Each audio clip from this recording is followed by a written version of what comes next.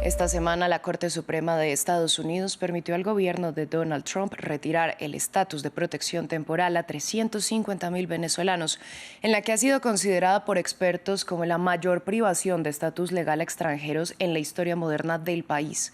Posteriormente, la Cámara de Representantes dio luz verde al presupuesto federal de Donald Trump, que ahora será debatido por el Senado, e incluye una propuesta de gravar con un 5% las remesas enviadas desde Estados Unidos. Para analizar estas medidas, conectamos con Pablo Pérez. Él es abogado de inmigración. Yo le doy la bienvenida a France 24. Empiezo preguntándole por ese segundo tema, ese impuesto del 5% a todas las remesas que salgan del país. Hablemos de la situación hoy en día sin ese gravamen. ¿Cuánto cuesta enviar dinero desde Estados Unidos, por ejemplo, a México, donde el 96% de las remesas vienen de Estados Unidos? Hola, buenos días a todos. Sí, efectivamente, uno de los incentivos que ha tenido históricamente el inmigrante para estar en los Estados Unidos se entiende que es un incentivo económico por aquello de poder proveer por sus familiares que quedan en su país de origen, particularmente México. Recibe más de 500 millones semestrales por parte de remesas que vienen desde los Estados Unidos. Esto para el gobierno federal, bajo esta administración, supone una pérdida de divisas muy importante, al menos esto alega esta propuesta que ahora, como comentaba, pasa a la segunda Cámara de Representantes. Y efectivamente el gravamen que se intenta imponer, se ha habido reportes, discusiones acerca del 5 al 3,5% en esa horquilla y supondría un elemento de recaudación muy grande para las arcas del gobierno federal, pero también quizás, y ese puede ser la intención detrás, un desincentivo para aquellas personas que envían dinero a su país de origen, particularmente México. Yo le pregunto cómo se van a ver afectados los receptores en el exterior y qué países son los más expuestos a estas remesas que se envían desde Estados Unidos. Sí, sin duda México es uno de ellos por la relación histórica y la cuestión geográfica de ser limítrofe en la frontera sur con Estados Unidos. Tiene una gran diáspora de mexicanos en el exterior, no solo de primera, sino de segunda y tercera generación que mantienen vínculos con su país. Pero también podemos incluir en esa lista a las repúblicas centroamericanas, como pudieran ser El Salvador, Honduras, Nicaragua, que tienen un largo historial de interacción con Estados Unidos, con estas diferentes generaciones de inmigrantes. Particularmente en la región caribeña también tenemos a la República Dominicana y, por supuesto, Venezuela y Colombia, que en los últimos 10 años destacamos están en las listas de países más emisores de inmigrantes a los Estados Unidos. Este sería un poco aquí en el continente de las Américas los países más afectados. Estamos hablando de familias que reciben dinero del trabajo de personas dentro de la Unión Americana. ¿Qué tanto beneficio puede lograr Estados Unidos con esta medida que cobijaría unos 40 millones de personas? Sí, es una magnífica pregunta. Es interesante saber si realmente el propósito de esta enmienda o de esta sección de la propuesta, de este bill, ¿verdad?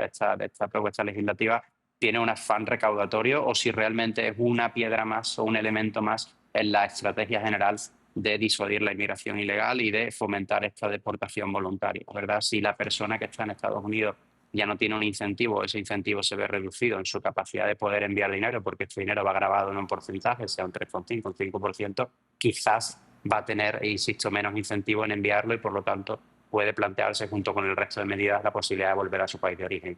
Yo personalmente estamos viviendo que esta pueda ser la posibilidad, que las personas estén más desincentivadas a enviarlo, que realmente vaya a ser un impacto recaudatorio importante. Bueno, el proyecto de presupuesto de Trump incluye este impuesto de remesas como generador de nuevos Ujú, ingresos federales, pero ujú.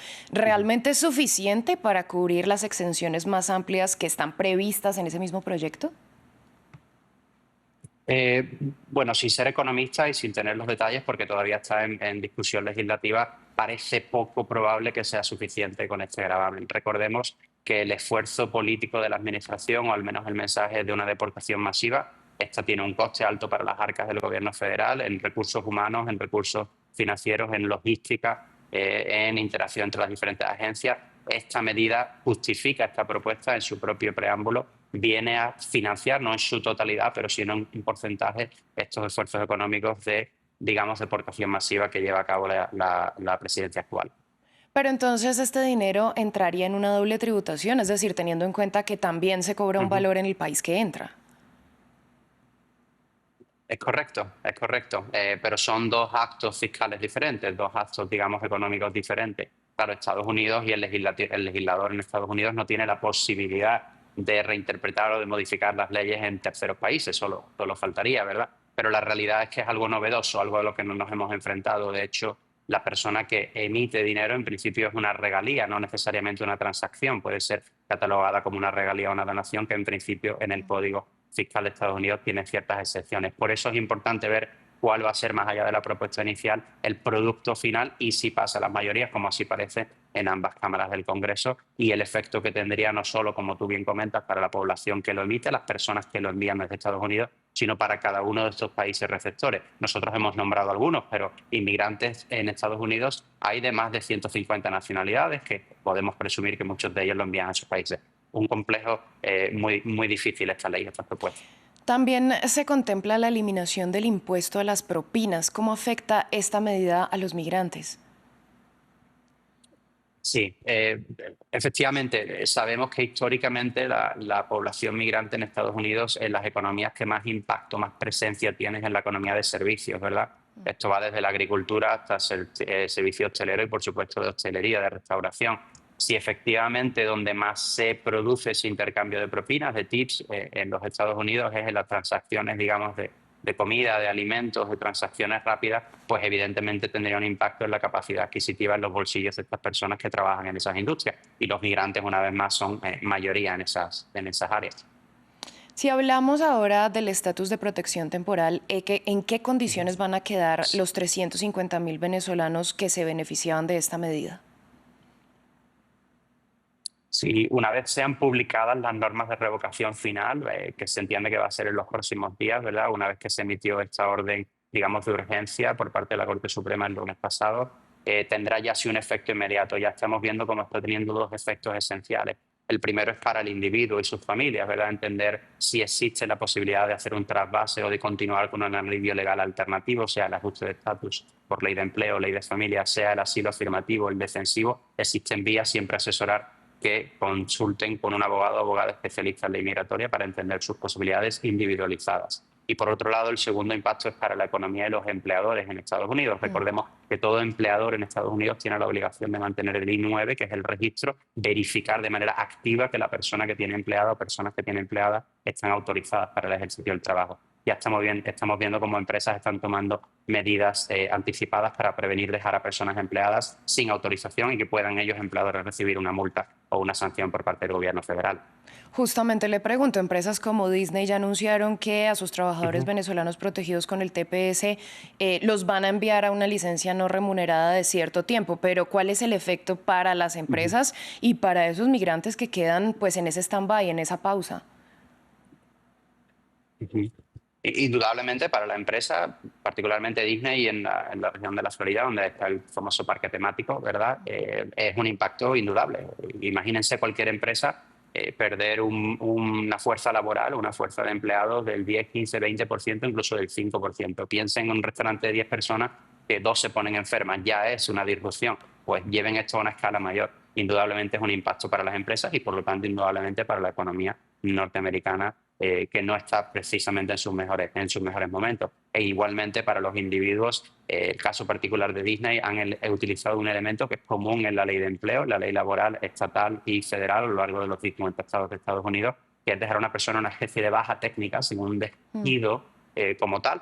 Sí mantiene algunos derechos, como por ejemplo el seguro médico, algún tipo de beneficio, si tiene algún tipo de discapacidad, pero no reciben remuneración, no están asalariados, pero no es un despido de facto técnico. Claro, la resolución del TPS del lunes pasado y las interpretaciones que estamos viendo, no olvidemos, aunque hay ya cada vez menos margen para la esperanza, sigue siendo todavía sujeto de litigación. Es decir, el TPS de Venezuela, particularmente el registro del 2023, sigue siendo sujeto de litigación. Entonces, puede darse la hipótesis remota, pero puede darse de que se reinstituya o se cree algún tipo de alivio alternativo para esta comunidad. Bueno, analistas han dicho que el retiro de esa medida de protección parece estar influenciado por la política y que favorece una campaña de Trump en contra de los venezolanos. ¿Qué análisis hace usted al respecto?